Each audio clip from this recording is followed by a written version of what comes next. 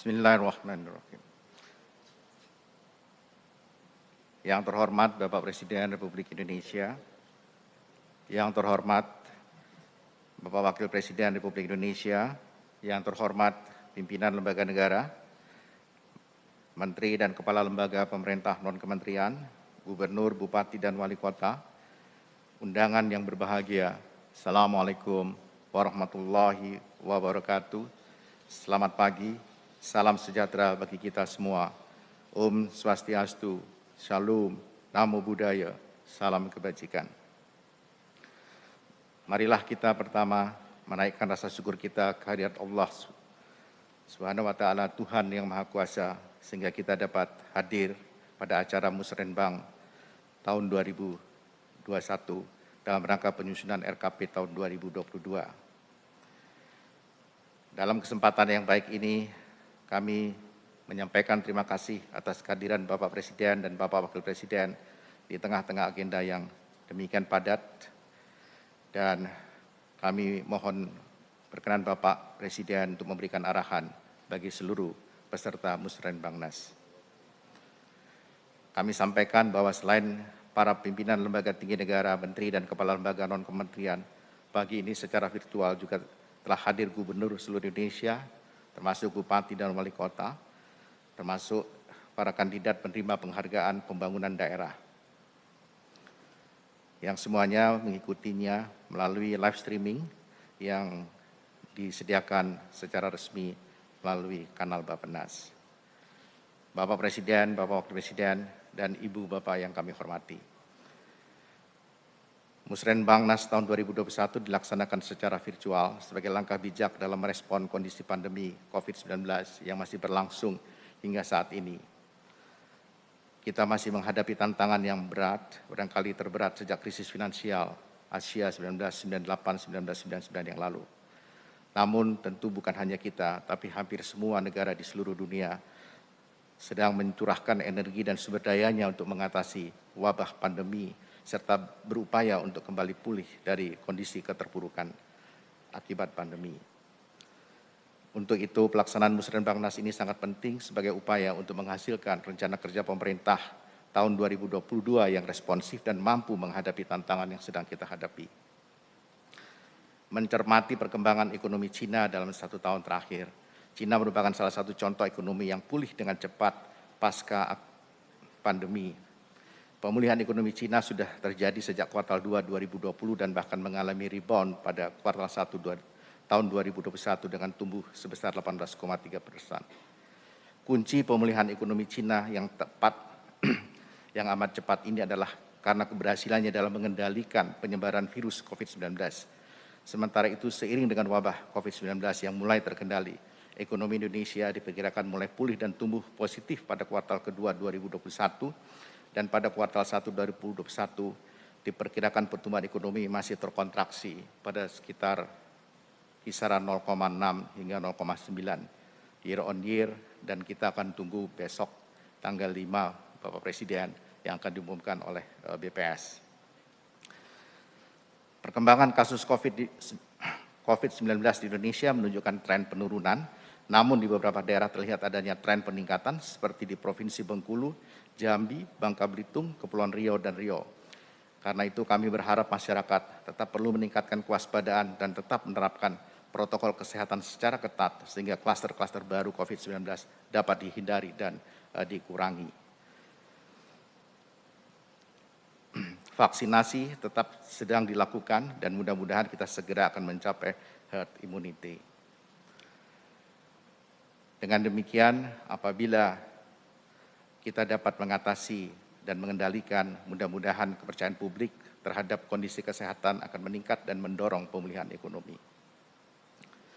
Kami kembali ingin mengingatkan bahwa Indonesia telah berhasil mencapai negara upper middle income pada tahun 2019. Namun pada tahun 2020 kita menghadapi keadaan yang sama-sama telah kita ketahui, sehingga visi 2045 yang tercantum dalam RPJMN 2020-2024, di mana kita berasumsi pada waktu itu tanpa pandemi, Indonesia diperkirakan akan mampu keluar dari middle income country pada tahun 2036 jika ekonomi bisa tumbuh dengan rata-rata 5,7% per tahun dan pertumbuhan PDB per kapita sekitar 5%. Pandemi sejak tahun lalu berimplikasi pada kesehatan masyarakat dan juga secara luas mengganggu kinerja pembangunan baik di daerah maupun di tingkat nasional. Kontraksi ekonomi yang dialami Indonesia pada tahun 2020 memberi resiko bagi ekonomi Indonesia untuk kembali masuk ke dalam kategori lower middle income. Karena itu, kita perlu bekerja keras, bekerja cerdas, dan segera melakukan penyesuaian dalam rencana pembangunan kita, termasuk melakukan desain ulang terhadap strategi transformasi ekonomi Indonesia. Bappenas telah menyiapkan 6 strategi besar dalam redesain transformasi ekonomi Indonesia pasca COVID yang menggunakan tujuan pembangunan berkelanjutan sebagai instrumen utama. Keenam strategi ini merupakan game changer untuk menuju Indonesia maju sebelum tahun 2045. Saat ini Bappenas sedang menyelesaikan rencana peta jalan transformasi ekonomi Indonesia yang diharapkan selesai dalam waktu dekat. Tahun 2022 diharapkan menjadi tahun pertama bagi Indonesia lepas dari tekanan pandemi dan merupakan tahun kunci bagi pemantapan pemulihan ekonomi. Indonesia membutuhkan pertumbuhan rata-rata 6% untuk membawa Indonesia menjadi negara maju dan lepas dari middle income trap sebelum tahun 2045. Dalam mewujudkan pertumbuhan ekonomi, tantangan Indonesia tidak saja pemulihan ekonomi nasional, namun juga transformasi ekonomi dalam jangka menengah dan panjang yang harus dilakukan sejak sekarang. Transformasi ekonomi dilakukan melalui 2 strategi utama, yaitu mengubah struktur perekonomian dari lower productivity to higher productivity sectors dan meningkatkan produktivitas di masing-masing sektor. Bapak Presiden, Bapak Wakil Presiden, dan Ibu Bapak yang kami hormati. Memahami kondisi tersebut, maka RKP tahun 2022 mengusung tema pemulihan ekonomi dan reformasi struktural. Dalam mewujudkan tema tersebut, RKP tahun 2022 didukung oleh 7 prioritas nasional. Pemulihan ekonomi didukung oleh berjalannya reformasi struktural yang meliputi reformasi sistem kesehatan nasional, reformasi sistem perlindungan sosial, serta reformasi pendidikan dan keterampilan. Pemulihan ekonomi dilakukan melalui 2 strategi utama, yaitu pemulihan daya beli dan usaha, serta diversifikasi ekonomi. Sesuai dengan tema RKP 2022, telah ditentukan sasaran pembangunan dalam RKP 2022 yang terdiri dari beberapa indikator utama, yaitu pertumbuhan ekonomi antara 5,2 hingga 5,8, tingkat pengangguran terbuka 5,5 hingga 0,2%, tingkat kemiskinan 8,5 hingga 9%, IPM 73,44 hingga 73,48, penurunan emisi gas rumah kaca 26,8 hingga 27,1%, dan rasio Gini 0,376 ke 0,378. Selain itu, RKP tahun 2022 juga memberikan penekanan untuk pencapaian target nilai tukar petani dan nilai tukar nelayan. Sebagai rangkaian penyusunan RKP tahun 2022 dapat kami laporkan bahwa telah dilaksanakan beberapa kegiatan, diantaranya adalah pelaksanaan rapat koordinasi gubernur yang diselenggarakan pada tanggal 23 hingga 24 Februari 2021 yang dihadiri oleh Gubernur seluruh Indonesia dan seluruh kepala Bapeda provinsi. Pada rapat koordinasi tersebut, para gubernur menyampaikan usulan proyek prioritas daerah yang mendukung pelaksanaan major project. Usulan tersebut kemudian dibahas secara mendalam dalam rapat koordinasi teknis perencanaan pembangunan pada tanggal 1 hingga 10 Maret 2021 yang melibatkan Bappenas, Kementerian Dalam Negeri, Kementerian dan lembaga terkait serta Bapeda provinsi. Pasca pelaksanaan rakor Tekbang, pemerintah provinsi kemudian membahas kembali usulan-usulan tersebut dalam musrenbang provinsi serta melengkapi kembali aspek dan kelayakan proyek untuk kemudian dibahas kembali dalam musrenbang NAS ini. Dalam musrenbang NAS tahun ini, pembahasan usulan tersebut bersama-sama melibatkan Bappenas, Kementerian Lembaga dan pemerintah daerah dengan mekanisme persidangan online per provinsi yang diselenggarakan pada tanggal 3 Mei 2021 hingga 10 Mei 2021. Pada kesempatan ini kami laporkan juga bahwa Kementerian Bappenas kembali mengadakan penghargaan pembangunan daerah kepada pemerintah daerah dengan perencanaan, pencapaian dan inovasi pembangunan terbaik. Penghargaan pembangunan daerah tahun 2021 akan diberikan kepada 3 provinsi terbaik, 3 kabupaten terbaik dan 3 kota terbaik, serta penghargaan khusus bagi daerah dengan inovasi pembiayaan alternatif untuk penyediaan infrastruktur pelayanan dasar dan penghargaan ekonomi hijau dan rendah karbon. Selanjutnya, dengan hormat, kami mohon perkenan Bapak untuk memberikan arahan bagi seluruh peserta Musrenbangnas dan sekaligus membuka Musrenbangnas tahun 2022. Demikian laporan kami. Terima kasih atas perhatian Bapak Presiden, Bapak Wakil Presiden, beserta seluruh hadirin peserta Musrenbangnas 2021. Wassalamualaikum warahmatullahi wabarakatuh. Shalom, Om Santi, Santi, Santi Om. Bismillahirrahmanirrahim. Assalamualaikum warahmatullahi wabarakatuh. Selamat pagi, salam sejahtera bagi kita semuanya. Shalom, Om Swastiastu, Namo Buddhaya, salam kebajikan. Yang saya hormati Wakil Presiden Republik Indonesia, yang saya hormati para pimpinan lembaga tinggi negara, yang saya hormati para Menteri Kabinet Indonesia Maju, yang saya hormati para gubernur, bupati, wali kota yang hadir, yang saya hormati para kepala Bapeda Provinsi, para peserta Musrenbangnas, hadirin dan undangan yang berbahagia.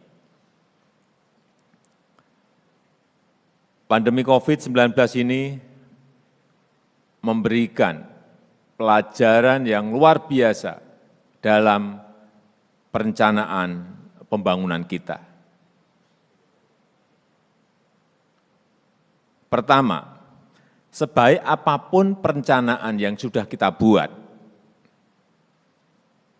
kita juga harus siap untuk melakukan perubahan secara cepat untuk menyesuaikan dengan tantangan dan peluang-peluang.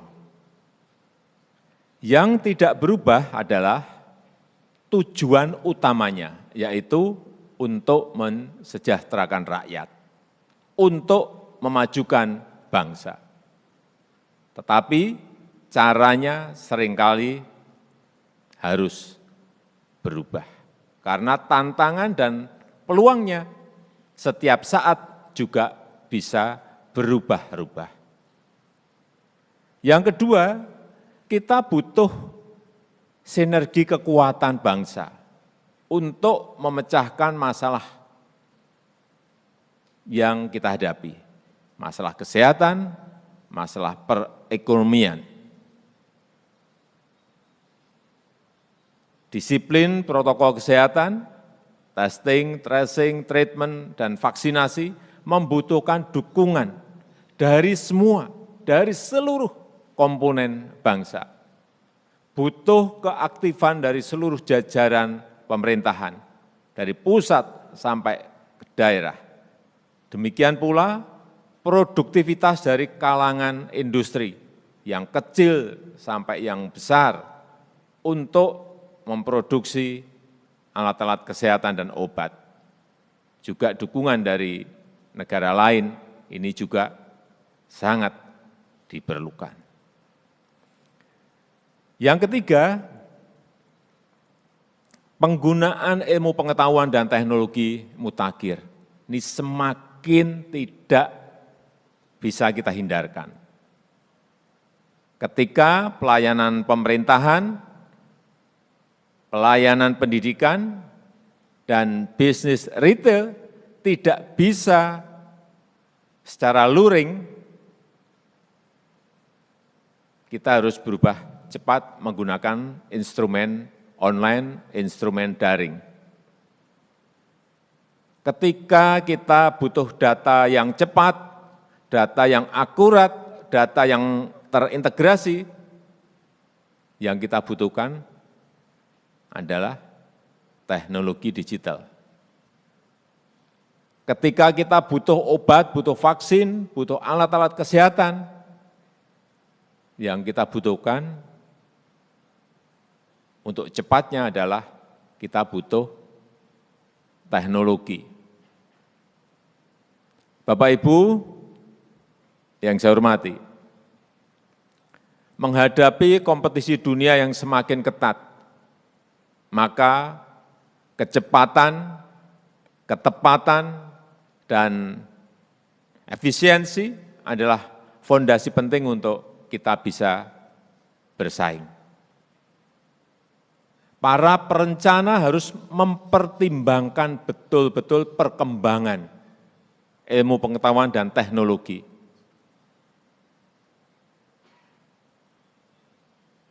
Harus itu. Dan kita juga harus menjadi bagian dari produsen teknologi itu sendiri. Kita harus memperoleh manfaat maksimal dari perkembangan teknologi. Dan dalam perkembangan teknologi yang sangat cepat, apalagi akan dimulainya konektivitas digital 5G. Hati-hati, kita jangan hanya menjadi pengguna. Kita jangan hanya menjadi smart digital users. Tetapi kita harus mampu mencetak smart digital spesialis, mencetak para teknolog yang handal, yang mampu bersaing, yang kompetitif, dan harus mengembangkan smart digitalpreneur yang mengembangkan kewirausahaan dan membuka lapangan kerja di dalam negeri. Hampir semua perusahaan sekarang ini adalah perusahaan teknologi. Karena dari situlah value added diciptakan. Sangat tergantung pada kecanggihan inovasi dan teknologinya. Di sektor keuangan misalnya sekarang ini sudah marak bermunculan yang namanya fintech, yang mampu mengoperasikan bisnisnya dengan sangat efisien. Dan industri keuangan sudah mulai bergeser menjadi perusahaan yang mengandalkan teknologi dan inovasi. Hati-hati mengenai ini. Kita juga harus mengantisipasi teknologi di dunia kesehatan. Ini juga hati-hati di dunia kesehatan.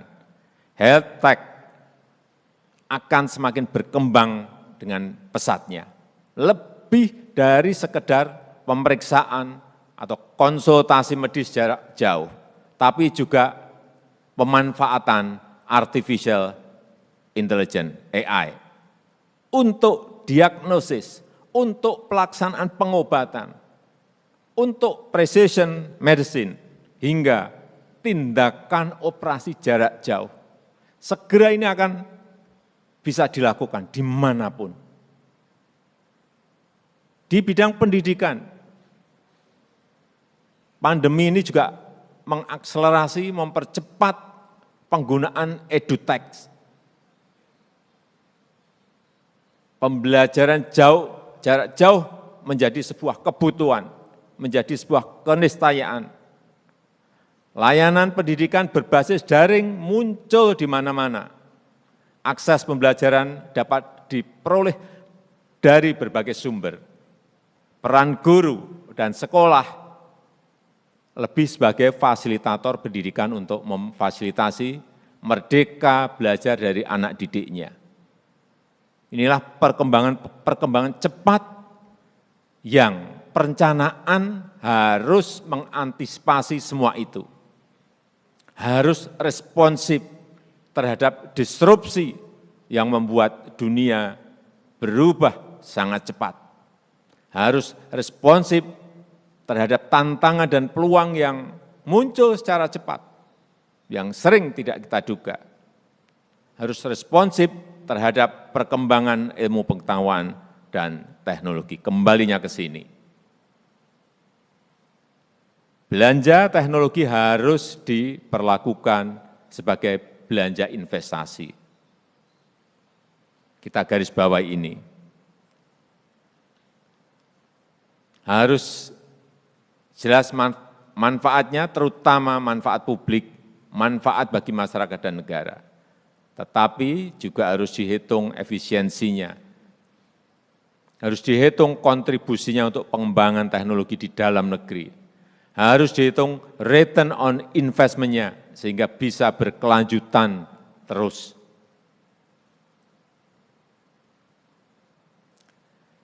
Bapak Ibu yang saya hormati, rencana kerja pemerintah di tahun 2022, tahun depan ini, masih mengusung pemulihan ekonomi dan reformasi struktural. Harus kita ingat, fondasi paling awal dari pemulihan ekonomi adalah pengendalian COVID-19. Kita harus mempercepat belanja pemerintah, terutama berbagai bentuk bantuan sosial, padat karya, serta mendorong belanja masyarakat. Demand side harus diperbesar, sisi permintaan harus diperbesar. Kemarin saya sudah mengingatkan di akhir Maret 2021 di perbankan masih ada uang APBD provinsi, kabupaten, dan kota 182 triliun, yang seharusnya itu segera dibelanjakan untuk memperbesar sisi permintaan, sisi konsumsi.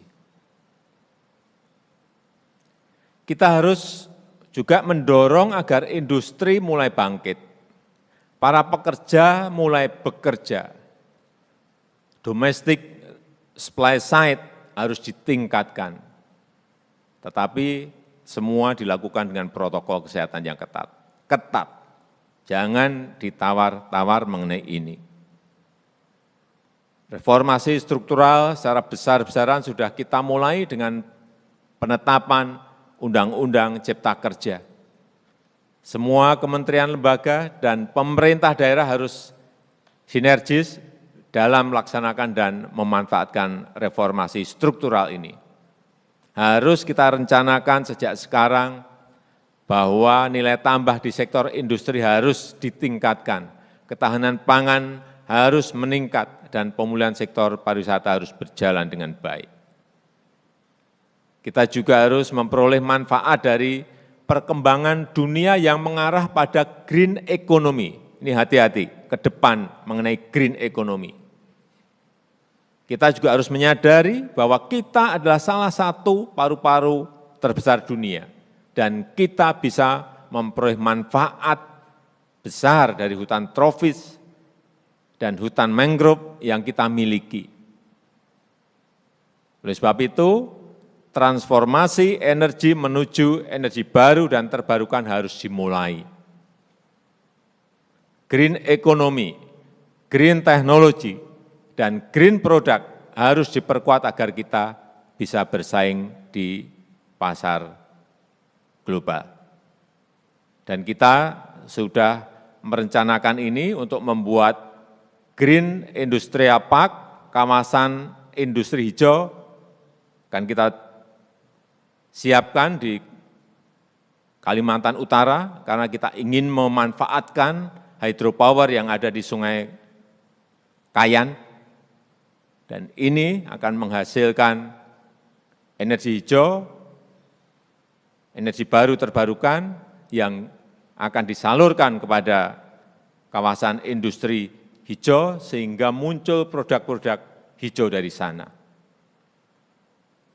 Inilah kekuatan kita ke depan. Kita juga mempunyai kekuatan di blue economy.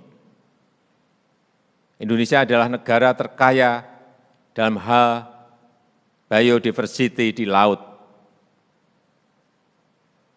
Kita harus memanfaatkan secara bijak anugerah Tuhan ini, mensejahterakan rakyat dengan tetap menjaga alam dan keberlanjutan produksi. Sustainable blue economy menjadi agenda yang harus diprioritaskan di semua wilayah pantai yang kita miliki. Terakhir, saya ingin menekankan bahwa pertumbuhan ekonomi kita harus inklusif, pertumbuhan ekonomi harus menjadi bagian penting bagi penyelesaian masalah-masalah SDGs, Sustainable Development Goal. Pertumbuhan ekonomi harus menjadi mesin bagi pemerataan pembangunan dan keadilan ekonomi, baik antar daerah maupun antar desa dengan kota. Pertumbuhan ekonomi harus meningkatkan kelas UMKM kita dan semakin mampu bersaing dengan produk-produk dari negara lain. Saya rasa itu hal-hal penting yang ingin saya sampaikan untuk menjadi perhatian kita bersama, dan dengan mengucap Bismillahirrahmanirrahim, saya buka Musrenbangnas tahun 2021 pagi hari ini. Terima kasih. Wassalamualaikum warahmatullahi wabarakatuh. Om Santi Santi Santi Om, Namo Buddhaya.